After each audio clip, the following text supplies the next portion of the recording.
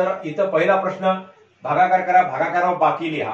21m वर्ग भागिले 7m. आता 21m वर्ग या बहुपदीला या 7m न भागायचं आहे मुलांनो. एक तर भागाकार आपण दोन प्रकारे करू शकतो. कसं?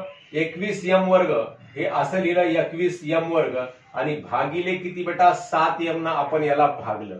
मग 7 न 21 ला भागताना कितीचा भाग जातो मुलांनो? 7 1 7, 7 2 14, 7 3 21, 3 चा भाग जातो.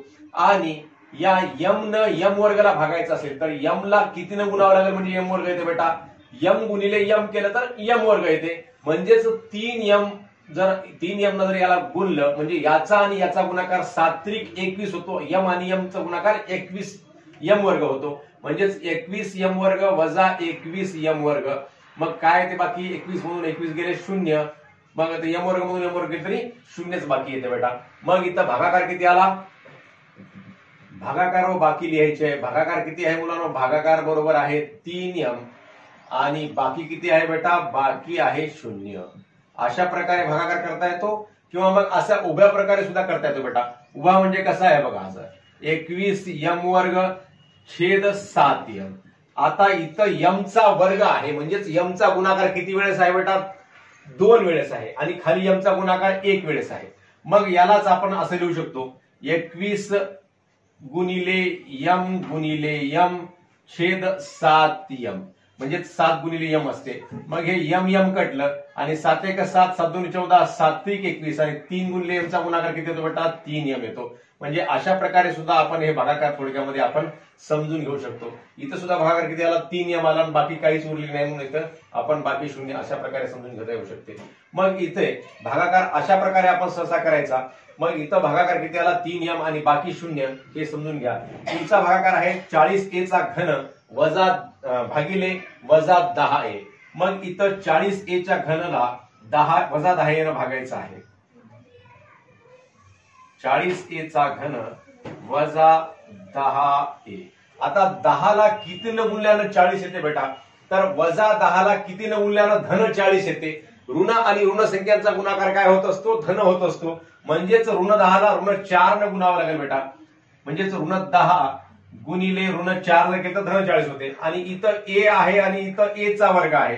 म्हणजेच ऋण 10a गुणिले ऋण 4a चा वर्ग. आता इथं गुणाकारामध्ये घातांकाची काय होते? बेरीज होते. म्हणजे इथं पहिला घात आणि दुसरा घात, एकूण कितवा घात झाला? तिसरा घात. आणि 10 चौक 40 म्हणजे धन 40 a चा घन. म्हणजेच ऋण 4a चा वर्ग न आपल्याला याला भागावं लागते बेटा.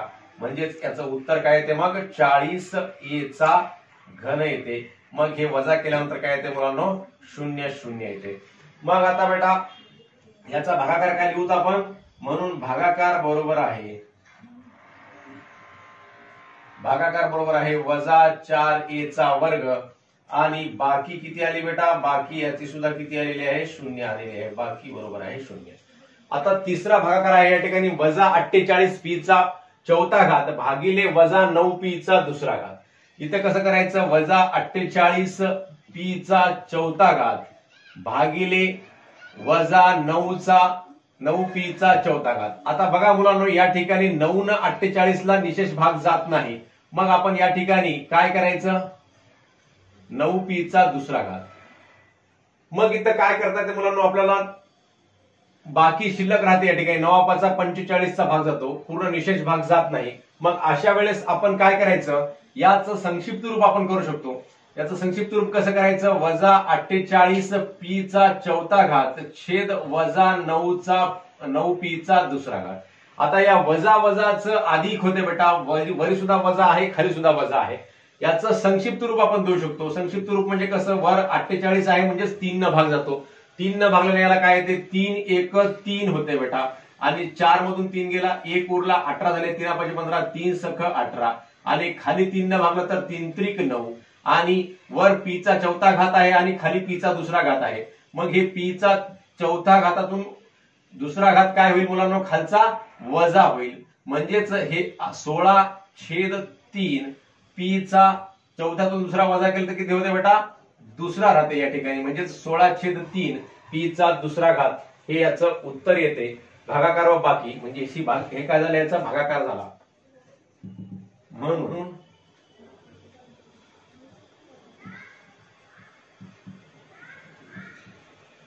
भागाकार बरोबर आहे 16/3 पी चा वर्ग आणि बाकी काय नाही, याच्यामध्ये बाकी सुद्धा काही उरले नाही, यालाच आपण संक्षिप्त रूप दिलेलं आहे. बाकी काय आहे, मग बाकी बरोबर 0.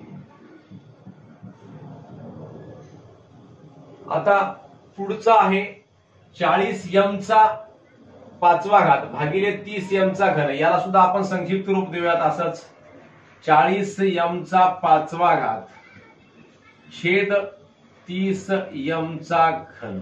आता इथं या दोन्ही संख्यांना 10 ने भाग जातो, म्हणजे त्याचं रूपांतर काय होते बेटा, 10 ने भागल्याने 10 चोक 40 होते आणि 10 30 होते. आणि या m च्या 5व्या घातातून काय होते, m चा 3रा घात वजा होते बेटा, m चा 5 वजा 3रा घात बरोबर आहे 4/3 m चा कितवा घात मुलांनो, 2रा घात. 4/3 m चा 2रा घात हे असं उत्तर येते. म्हणजे भागाकारामध्ये काय होते, घातांकाची वजाबाकी होत असते, हे लक्षामध्ये ठेवा. इथं m चा 3रा घात आहे, हा m चा 3रा घात काय होईल, या 5व्या घातातून वजा होईल. मग हे याचं उत्तर आहे. म्हणून भागाकार बरोबर आहे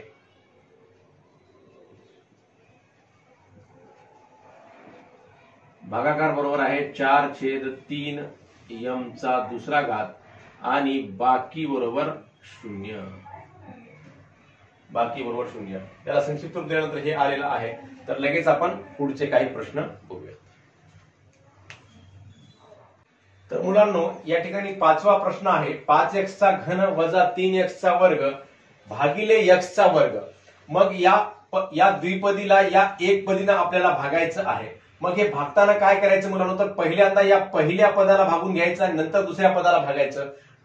मग आता इथं काय करायचं, x वर्गाचं रूपांतर 5x घन मध्ये होण्यासाठी या x वर्गाला आपल्याला कितीने गुणावं लागेल बेटा, ते आपण बघूयात. x वर्गाला 5 ने गुणलं तर काय होते, 5x चा वर्ग होते. आणि जर समजा इथं x चा 2रा घात आहे, x चा 3रा घात होण्यासाठी या x वर्गाला अजून एका x ने गुणण्याची आवश्यकता आहे. म्हणजेच 5x ने गुणलं तर याचं रूपांतर 5x घन मध्ये होते. म्हणजेच आपण 5x ने इथे गुणत आहोत. मग 5x चा घन इथून वजा करायचा बेटा. मग 5x घन मधून 5x घन गेला, किती उरले 0. मग वरची दुसरं पद घ्यायचं खाली, वजा 3x चा वर्ग खाली घ्यायचा. मग आता या x वर्गाला कोणत्या पदाने गुणल्यानंतर वजा 3x वर्ग येईल हे बघायचं बेटा. म्हणजेच x वर्ग गुणिले 3 न जर गुणलं, वजा 3 न जर गुणलं तर सरळ सरळ वजा 3x वर्ग येते बेटा. मग हे वजा 3 का घेतला आपण, कारण हे वजा इथं जर वजा केलं, सरळ 3 जर घेतलं असलं तर 3x वर्ग झाला असतं. मग इथं वजा 3x वर्ग केलं तर वजा 6x वर्ग उत्तर येते. मग इथं उत्तर 0 खाली येण्यासाठी इथं वजा 3 न गुणलं तरच याचा वजा 3x वर्ग हे वजा वजाचं धन होते. कसं बघा या ठिकाणी बेटा, वजा 3x चा वर्ग हे आपण वजा करत आहोत. काय वजा करत आहोत, वजा 3x वर्ग वजा करत आहोत. मग इथं ऋण आणि ऋणाचा गुणाकार काय होत असतो, धन होत असतो. मग याचा आणि याचा गुणाकार असतो, हे धन झाला. मग वजा 3x वर्ग आणि अधिक 3x वर्ग यांची किंमत किती आली बेटा, 0 आली. मग इथं कितीने गुणलं होतं, वजा 3 न. मग 5x वजा 3 हा याचा भागाकार आहे आणि बाकी 0 आहे. म्हणून भागाकार बरोबर आहे 5x वजा 3 आणि बाकी बरोबर आहे किती बेटा,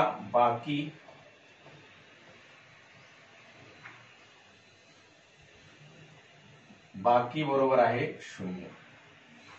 शेवटच्या उदाहरणामध्ये 6व्या उदाहरणामध्ये काय आहे या ठिकाणी, 8p चा घन वजा 4p चा वर्ग भागिले 2p चा वर्ग. मग आता इथे सुद्धा या 2p वर्गाला कोणत्या पदानं गुणल्यानंतर 8p चा घन येते. म्हणजेच 2p वर्ग आहे गुणिले 2 ला कितीनं गुणल्यानं 8 येते बेटा, 4 न गुणल्यानं येते, बेचोक 8 होतात.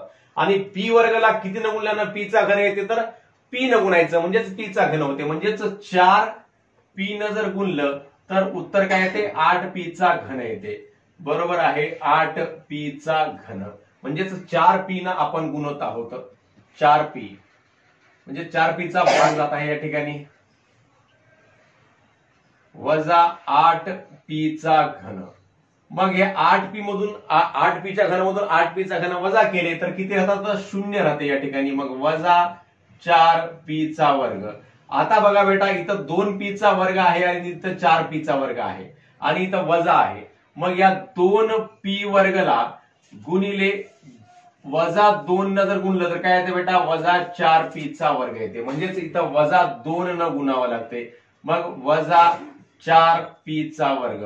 मग हे वजा आहे तर इथं वजा, याच्यातून पहिल्या पदातून दुसरं पद आपण काय करत असतो, वजा करत असतो आपण भागाकार करताना, हे लक्षामध्ये ठेवा. मग इथं वजा आहे, हे वजा आहे. मग वजा वजाचं काय होते बेटा, अधिक होते. म्हणजे -4p वर्ग आणि +4p वर्ग याची किंमत 0 येते.